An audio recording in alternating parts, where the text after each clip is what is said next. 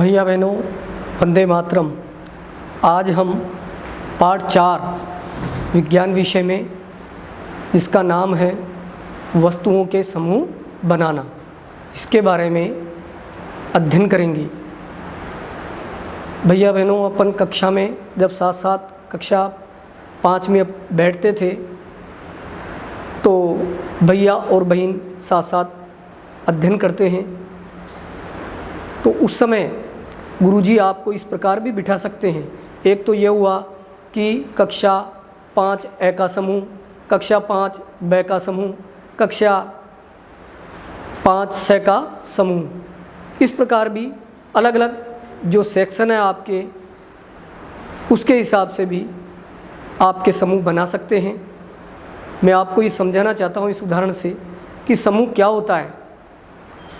इसी प्रकार गुरुजी जैसे भैया भैया को एक तरफ बिठाते हैं दाईं ओर, तथा बाईं ओर बहनों बहनों को बिठाते हैं, तो दाईं ओर भैयाओं का समूह और बाईं ओर बहनों का समूह। इस प्रकार बहनों का और भैयाओं का समूह बनता है। उसी प्रकार जो वस्तुएं हैं उनका भी समूह बनाया जाता है। जिस प्रकार हमारे भोजन में और हमारे वस्त्रों में हमने पिछले पाठों में पढ़ा कि भिन्नता होती है, हमारे भोजन भी अलग अलग प्रकार के होते हैं और हमारे वस्त्र भी अलग अलग प्रकार के भिन्न भिन्न होते हैं। उसी प्रकार जो वस्तुएं हैं वे भी अलग अलग प्रकार की होती है। सभी वस्तुएं एक जैसी नहीं होती हैं। कई तो आकार के आधार पर, कई गुणों के आधार पर, और कई रंग जिन्हें वर्ण भी कहते हैं उसके आधार पर भी अलग अलग होती हैं। आकार के आधार पर भी अलग अलग हुआ करती हैं। उपयोग के आधार पर भी वस्तुएं अलग अलग प्रकार की होती हैं, और जिस प्रकार हम चाहें उस प्रकार से समूह बना सकते हैं। समूह बनाने से क्या लाभ है? इससे हमें असुविधा नहीं होती है। वस्तुओं के समूह बनाने की हमें क्या आवश्यकता है? जिससे कि हमें असुविधा नहीं हो, हमें किसी भी कार्य को करने में सुविधा रहे। जैसे आप देखिए, वस्तुओं कि अगर आपसे पूछा जाए वस्तुएं बताओ, क्या होती है वस्तु? देखिए आपने कभी वस्तु, तो आप अपने चारों ओर, अपने घर में, विद्यालय में, मोहल्ले में जो भी वस्तुएं देखते हैं, चारों जो चीज़ें नज़र आती है, वस्तु का मतलब वही क्या है? वस्तुएं। अब वस्तुएं भी दो प्रकार की होती है। एक वस्तुएं तो वे जो प्राकृतिक है, यानी अपने आप जो बनी हुई है, जिन्हें हमने नहीं बनाया, जैसे आकाश, पृथ्वी, तारे, चांद, सूरज और पहाड़। इस प्रकार ये प्राकृतिक वस्तुएं हुई।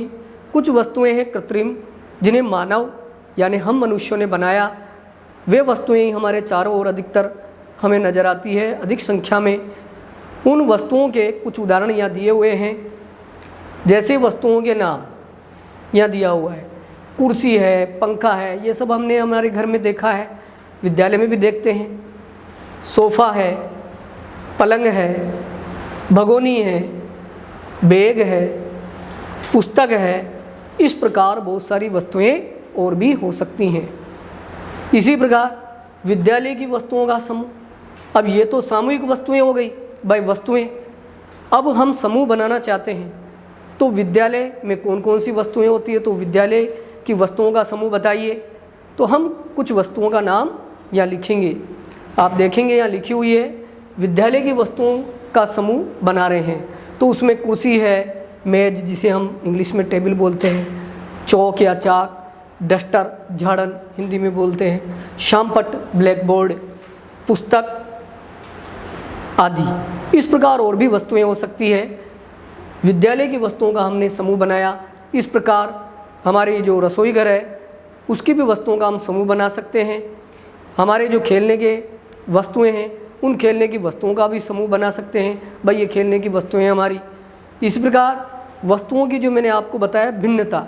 अब वस्तुएं अलग अलग प्रकार की होती है। नाम तो वस्तु हो गया, लेकिन वस्तुएं किस किस आधार पर अलग हो सकती हैं, उसके तो वैसे कई प्रकार हैं, लेकिन मुख्य प्रकार यहाँ पर दे रखे हैं। जैसे आकार या आकृति, जैसे गोल वस्तुएं जिसमें आप देखेंगे गेंद है, फुटबॉल है, कंचा यानी अंटी हैं, कांच की जो अंटियाँ हैं आप खेलते हैं गोलियाँ, उनके इस प्रकार जो वस्तुएं हैं वो गोल वस्तुओं का भी हम आकार या आकृति के आधार पर समूह बना सकते हैं। इसी तरह रंग के आधार पर भी, जैसे लाल रंग की है उन वस्तुओं को एक और, नीली वस्तुएं नीले रंग की उनको एक और, इसी प्रकार सफ़ेद जो चीज़ें हैं उन्हें एक और। तो इस प्रकार रंग या वर्ण के आधार पर भी हम समूह बना सकते हैं। इसी प्रकार है गुण का मतलब होता है कि अब आगे इस पाठ में गुण आएंगे वस्तुओं के, जिनका वर्णन दिया हुआ है। कुछ वस्तुएं हैं जो पानी में घुल जाती हैं, कुछ वस्तुएं हैं जो नहीं घुलती हैं, कुछ वस्तुएं हैं जो चमकदार होती हैं, कुछ वस्तुएं हैं जो बिना चमक वाली होती है, कुछ वस्तुओं को छूने पर हमें वे चिकनी लगती है, कुछ वस्तुएं ऐसी हैं जिन्हें छूने पर हमें ऐसा लगता है कि वो खुरदरी हैं। इसी प्रकार कुछ चमकदार हैं, कुछ बिना चमकदार हैं। इस प्रकार हम कुछ वस्तुओं को काटने पर या तोड़ने पर वे अंदर से अलग प्रकार से नज़र आती है, बाहर से अलग प्रकार से नज़र आती हैं।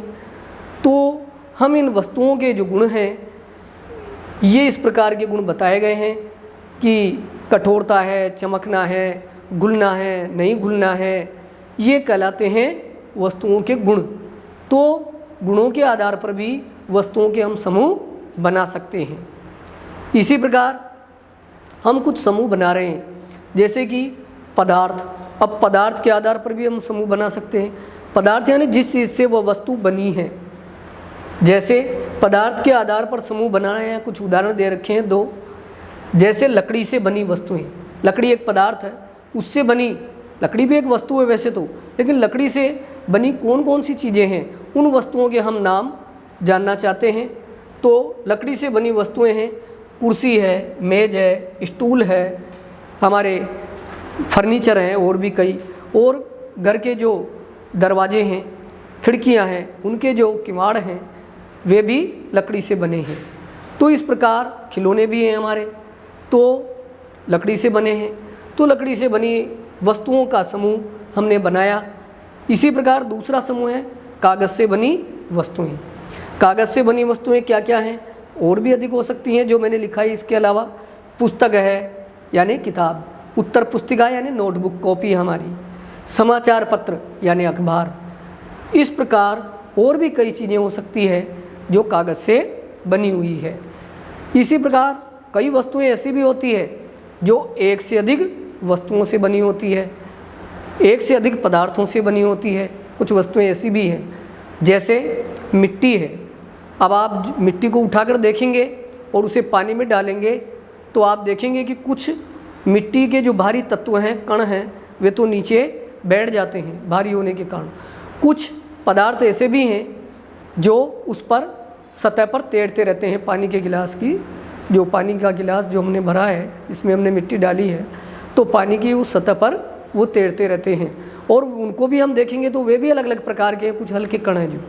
तो इस प्रकार जो मिट्टी या मृदा है वह एक ही पदार्थ से बनी हुई नहीं है, वह अलग अलग पदार्थों से, एक से अधिक पदार्थों से बनी है। तो वस्तुएं, जैसे मिट्टी एक वस्तु है लेकिन वह अलग अलग पदार्थों से बनी है।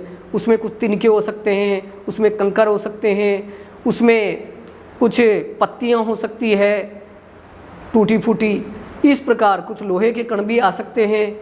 तो इस प्रकार से जो मिट्टी है वह अलग अलग पदार्थों से बनी है। इसी प्रकार कीचड़ है।